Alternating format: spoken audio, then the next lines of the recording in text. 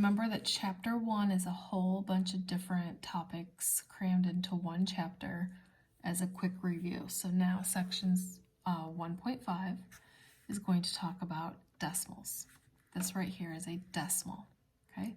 Has a whole number in the front, a decimal point, and the numbers after it. So that makes it a decimal, okay?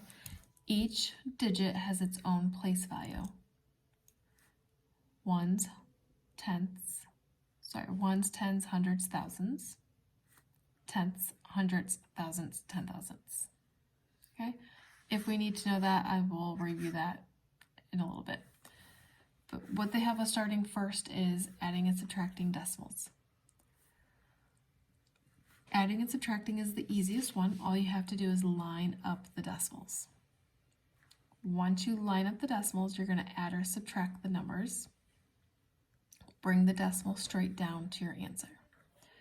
So right here, I'm going to line these up by their decimal point. So I have 4 decimal point 0.07 plus 23 decimal point. Okay, this one sticks out, but it has to because the decimals have to line up. And then 183. So again, this one sticks out, and that's okay. If you want to put a 0 at the top to make it even, that's fine.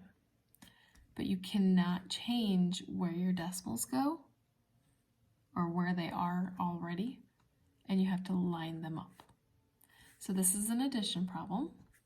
So I have 3 plus 0 is 3, 8 plus 7 is 15, 1 plus 1 is 2. Bring the decimal straight down, so decimal comes next. 4 plus 3 is 7, bring down the 2. Okay, this time I have subtraction. Again, I'm going to line up the decimals. So 15.96 minus 6.2. Another thing about subtraction with decimals, you always put the first number on the top. First number always on top. Okay, so now I'm going to subtract. There's nothing down here, so the 6 is just going to drop.